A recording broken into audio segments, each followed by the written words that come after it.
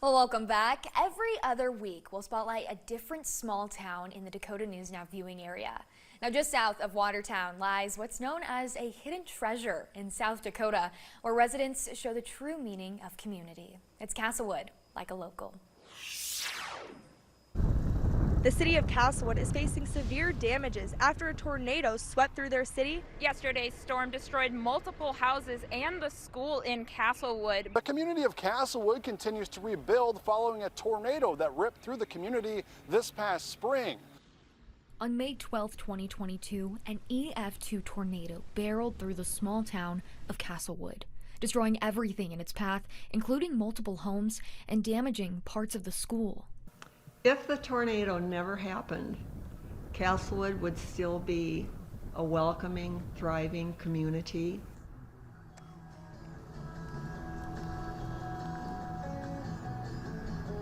Castlewood's history dates all the way back to the 1880s, right in the heart of one of the richest agricultural sections of northeastern Hamlin County. What was out here then were big ranches. The fur business used to be a big business. We had a creamery in town. At one time, this was a big potato producing area. My parents actually used to run a restaurant, which is now Table's Restaurant. I started baking cakes out of my house, small home baker. It was a hobby mostly. So I thought, hey, this building's been empty for 6 years. Let's give it a try. Table's is a small town steakhouse that offers locally sourced comfort food. And without it and other small businesses, Foster knows the uncomfortable position it put the community in. There's nobody paying for sponsorships for school events or no place for kids to work so that kids can learn how to work and become better employees in the future.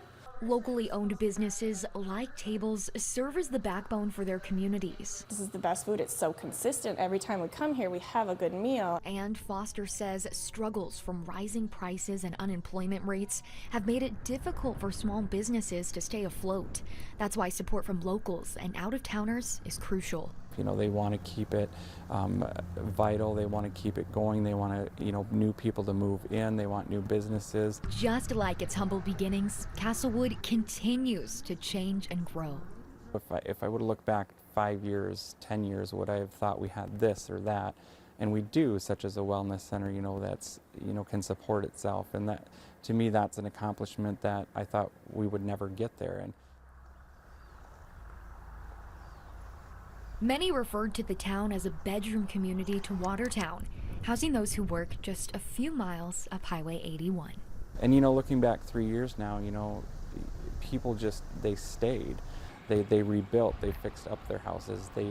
For the most part, people didn't leave to go live somewhere else. They wanted to stay and be a part of Castlewood. In fact, even those who left at some point in time have always found their way back home.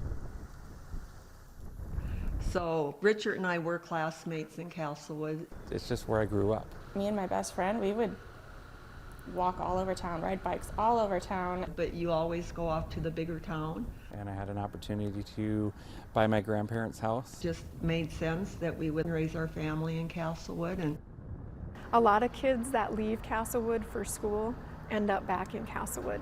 If I were to take you around the building, the majority of my staff are Castlewood graduates. Considered the heart of most small towns, the first school heading down Main Street, it was actually a storefront that was moved, and the first classes met there.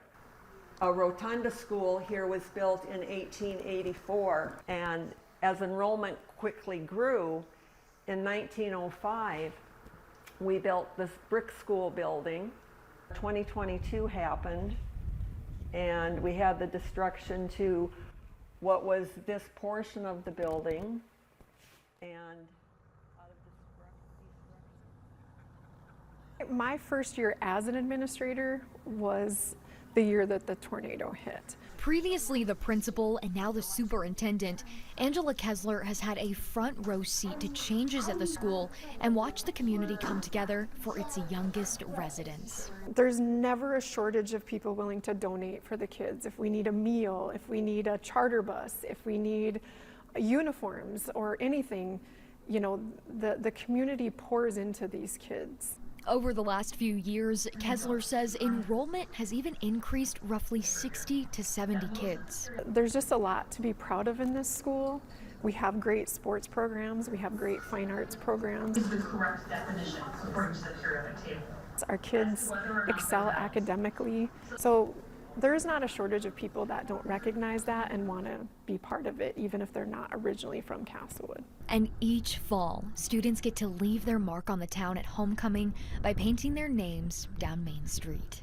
Little things like that that maybe you won't see in a bigger town that unites our kids. While those markings may not last forever, the memories last a lifetime. Well, it sounds kind of silly, but I was involved in sports in high school, and that's always a big thing. And in the community here, when there's a basketball or football game, there's a huge turnout. I always reflect on those moments. Moments turned to legacy. The elderly people in town, you learn a lot from them. And they just make it feel richer. A place that lives up to its title as a hidden treasure. Just stop in and say hi. Castlewood. I bet you'll want to move here maybe. Like a local. Hannah Eckwall, Dakota News Now. Now we want to visit your community. You can send us a suggestion to our news box at news@dakotanewsnow.com.